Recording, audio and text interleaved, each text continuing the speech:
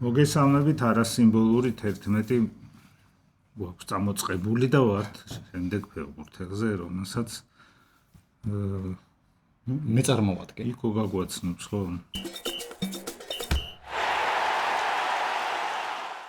ხო, ჩვენ ხო დავიყავით რომ რაღაც ნაწილი ერთმა, რაღაც ნაწილი მეორე. ჩემი დღევანდელი გამოუშვა. ჩემი დღევანდელი რჩეული მცველი არის ჩეხი ტომაშ ჰოლეში. ხო. რატო ტომაში? იმიტომ რომ ტომაში არის ადამიანი, როდის ჩაგივარდა გულში. ეთქვი, გულში ჩამივარდა ამბობენ ზოგადად ადამიანზე, რომელს მიმართაც დადებითი ემოციები აქვს. ხო. ტომაში არის ადამიანი, რომელმაც პირადად მე ევრო 2020 ჩამაშხამა. ამაზე ცოტა მოგვიანებით მივა. მოდი ჯერ ტომაშის კარიერას გავყვეთ. ჩვენი ტომაში დაიბადა ჩეხეთის პატარა სოფელ ბოროვნიცეში. და როგორც თვითონ ამბობს ინტერვიუებში, მამამისიც და ბაბუამისიც ფეხბურთელები იყვნენ. მაგრამ არანაირი საბუთი არ არსებობს ამისი, რომ ისინი პროფესიულ დონეზე თამაშობდნენ, რამე გუნდში ირიცხებოდნენ, ან რამე მიღწევა ჰქონდათ. ჩვენ რო ვიცით, რომ აზნაურები იყვნენ რაღაცები ისე, ხო? ხო. ნუ სადღაც თამაშობდნენ ალბათ ბოროვნიცეს ტიტულებში, თამაშობდა მამამისი და ბოროვნიცეს ჩაცმულებში ბაბუამისი, ხო. ხალხად. და ძმებიც თამაშობდნენ რა ჩეხეთის სოფელში, ალბათ სხვა გასართობი არ იყო და ესენი ბავშვები თამაშობდნენ ყველგან, იმიტომ რომ არ ქონდათ მოწესრიგებული სტადიონი. სადაც მოხდებოდათ ჭიშკართან, ორღობეში, მინდორში, ყველგან მიდიოდა ფეხბურთის თამაში და ერთ დღეს ამ ბოროვნიცეში ჩამოიარეს ველოსიპედით მწვრთნელებმა. პოლიჩკა, ესეთი მწვრთნელი იყო? გუნდი. ხო, და შეამჩნიეს ეს ჩვენი ტომაში, რომ გამოირჩეოდა სხვა ბავშვებისგან. და შესთავაზეს, რომ ისაო, წამოდიო, ივარჯიშეო პოლიჩკაშიო. ტომაშიც დათანხმდა, წავიდა პოლიჩკაში და დაიწყო ვარჯიში, მაგრამ ეს პოლიჩკა მოშორებით იყო.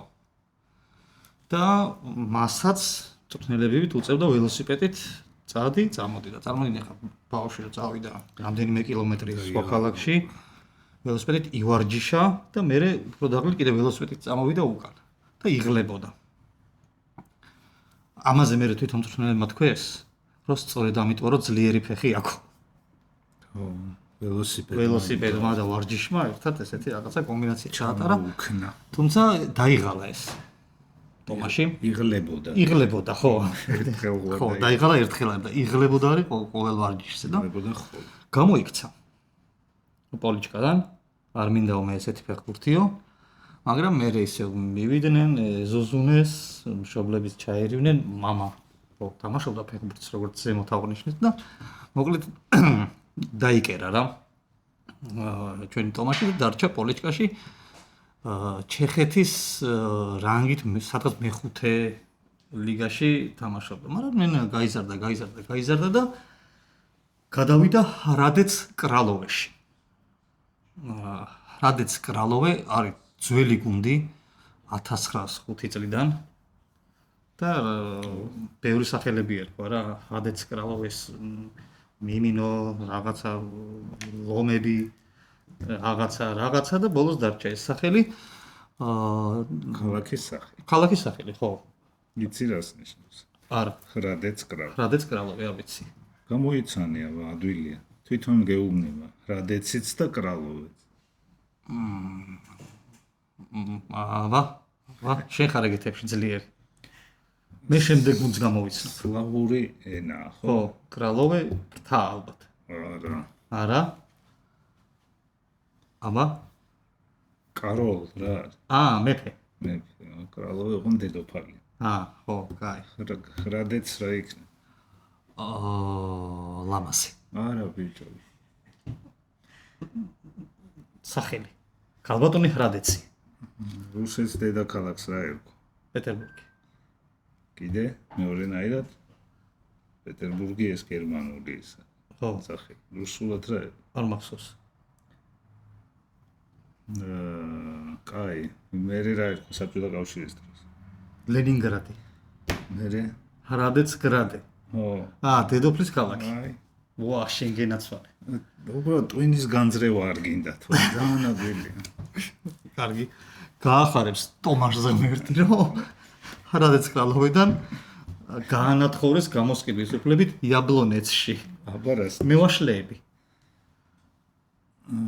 იაბლოკო რუსულად გაიხსენე რა არის? მე ვაშლი არ არის.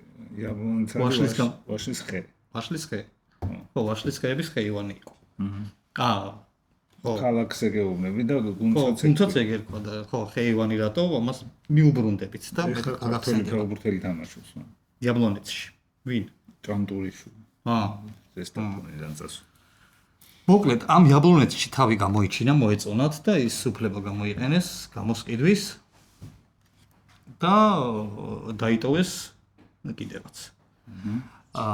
მაგრამ ეხა ქართულ ფეხბურთელს გამახსენდა იმ გუნდში რომ იყო ჰრადეცკრალოვეში.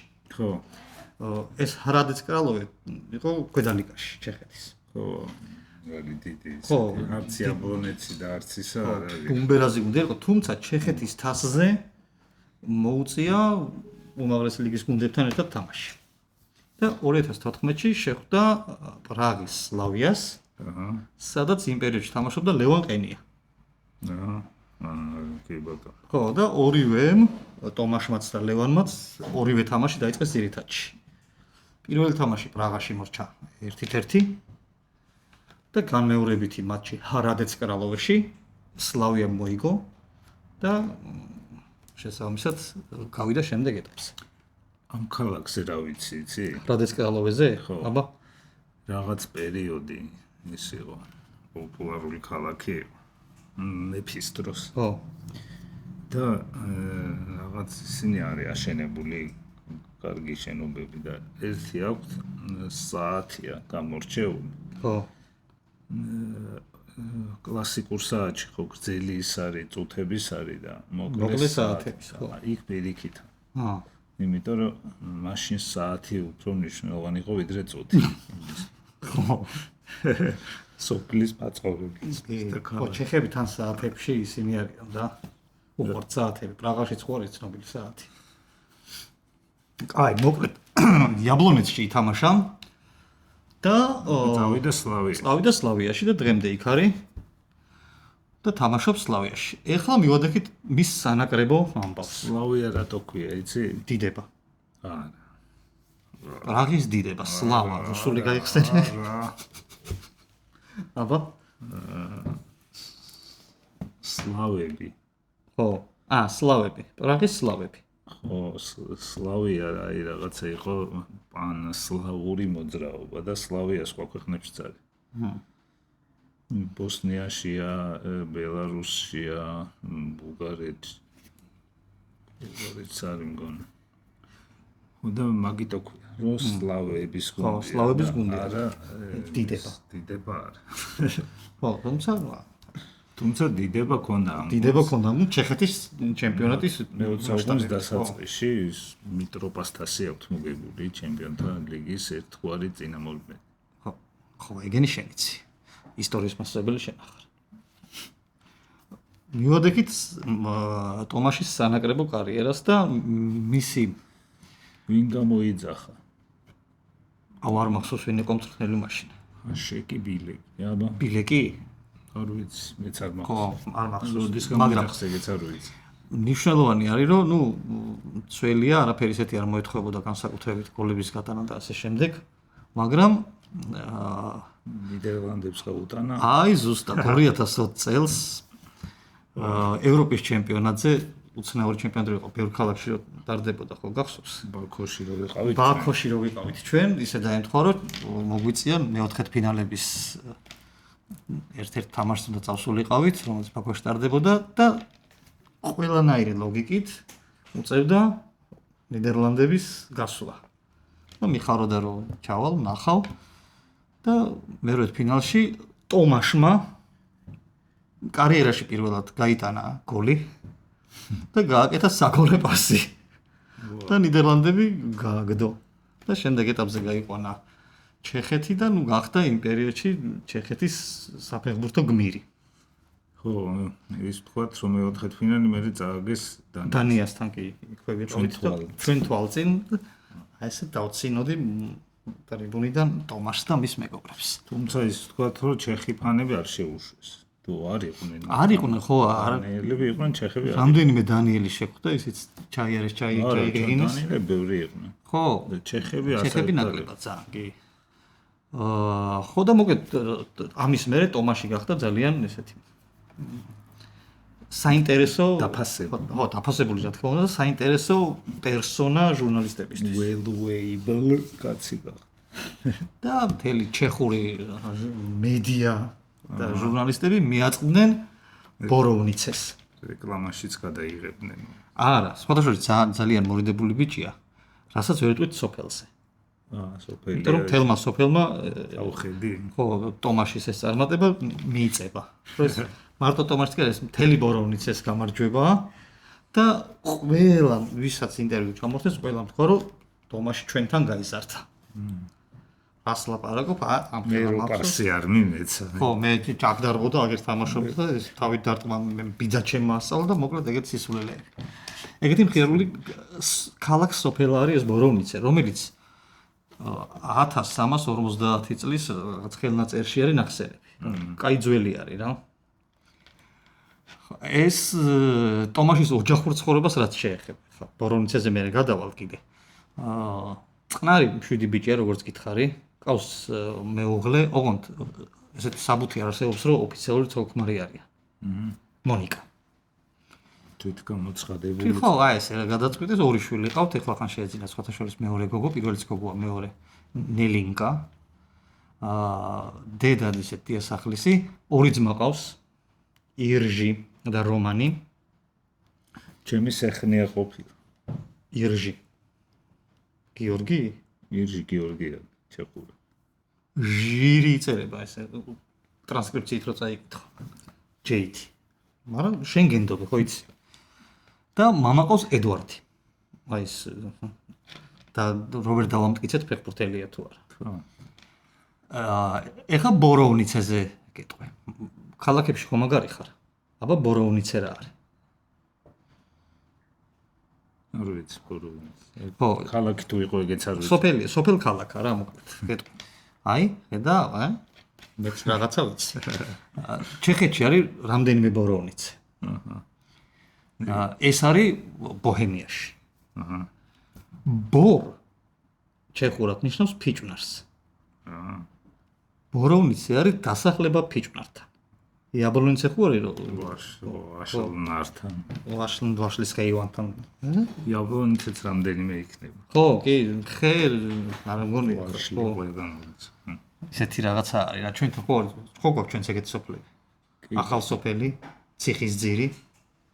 ვაშლოვანი, ვაშლიანი, ნიგზიანი, ნიგოზეთი, კი. კაკლოვანი, რაღაცა იქნება კიდე. კაკლები. ხო, ეხა ძალიან საინტერესო ინფორმაციაა ბოროვნიცეზე. 1998 წლის მერე ყავს ერთი მერი. ვა, დიქტატურა. არა, იცი რა, ეთყობა საქმეს ისე კარგად უძღვება. და იმდენად უინტერესო არის პროფესია თუ თანამდებობა, რომ არავის სრული არ გამოუთქვამს. ამ სოფლის თუ ქალაქის დასახლების მერი არის ბატონი ედვარდ ჰოლეში. მამამისი. ხო და ეხლა რატო არ გადააყენეს და გადააგდეს და რატო დატოვეს ამდენი ხანი? თურმე ბევრი რაღაცა გააუკეთა სოფელს. ჩამოგითვალო? კი. მაგალითად გაარემონტა ორი სახანძროს შენობა. 30 წელია მერი არის თან დაიმახსოვრეს. მოიც ესო რაღაც ორი სახანძრო თუ აქვს სოფელი კი არა, კაი ის. აი სოფელ ქალაქად თქო, მაგიტო ხან სოფელს ეძახიან, ხან ქალაქს. რამდენიმე ასეული ადამიანი ცხოვრობს რა.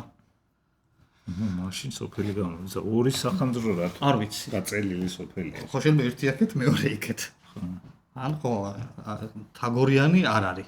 შენობა კაი გაარემონტა, მაგრამ სახანძრო მანქანები ყავთ? მაგაზე არ არის ნახსენები ედვარდის დამსახურებებში.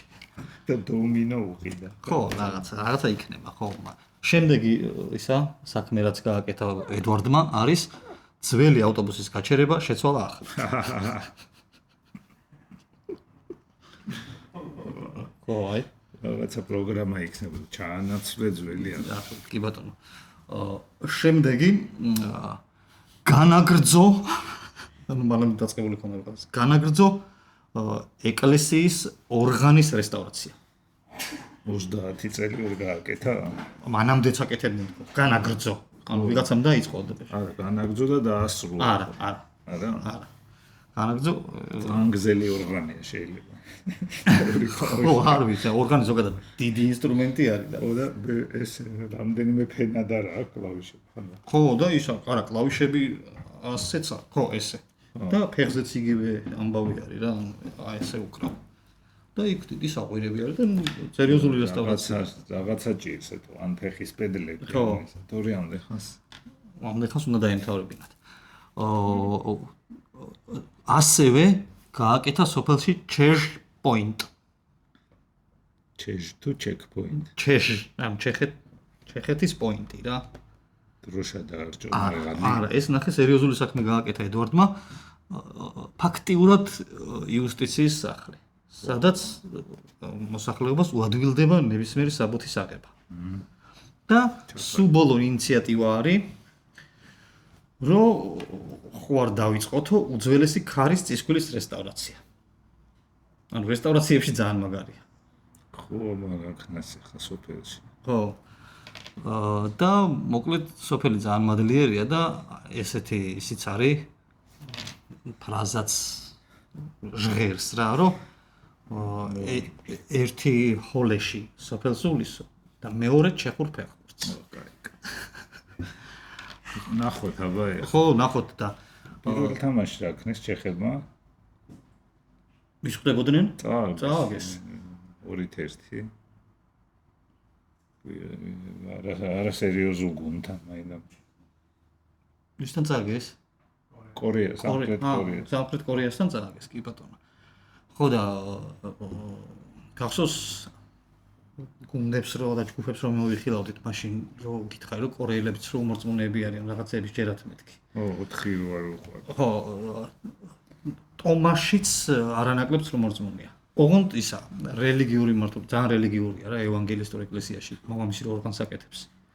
იქ აქტიურად დადის, ლოცულობს, ძალიან ჩაკეტილი ადამიანია და ამბობს რომ მე ზუსტად ვიციო, როცა მე ვთამაშობო, ზევიდანო ვიღაცა ჩამოდისო და მოედანზე ჩემ გვერდზე დარბის და მეხმარებაო. აი ქართველებს რო გოხრეს წმინდა გიორგი რო უნახავთ ბრძოლებში. ტომაში მოედანზე ხედავს ვიღაც წმინდანს. გრძნობს. იوت ხედავს. ხო, ვიციო და ეხლა როგორ იცის? არ დაინახა, შეიძლება მოეჩეხა. თუ გრძნობს, რომ ეხმარება. ან შეიძლება პასი ჩააწოდა და თუ ნახეთ ეხლა ამ ჩემპიონატზე რომ უმისამართო პასი გააკეთა. ესე წმინდანი გაიხსნა. გაიხსნა წმინდანი და მე ვერ მიიღო წმინდანი. აი, თუ მიიღო, თუ უმისამართო პასი ჩააწოდა და იქ რაღაცა ძალა შეუცვალა და გაშტავიდა. ხო, ან საგოლე მოქმედება შეიქმნა. ხო, ესე იგი მართლა ეყარა. Big Chance Creed. ხო, აი ესეთი ადამიანი არის ჩვენი 11-ეულის კიდე ერთი მცველი. ტომაშ ჰოლეში. ტომაშ ჰოლეში მივაქციოთ ყურადღება. ნახოთ რა სიზავს. დაეხმარება თუ არა ისა. ძალა და ასევე მამამისის საქმეები ვაკონტროლოთ კიდე მაინტერესებს ის ისტორიული წისქვილი. ადრეში აღმოჩნდება. რა ნომერი მივცეთ ტომაშს? მე მაქვს ჩემი ვერსია. აბა, 13. თუ მორწმუნე რა ხან არის? თუნდაც და იმიტომ რომ თარსია.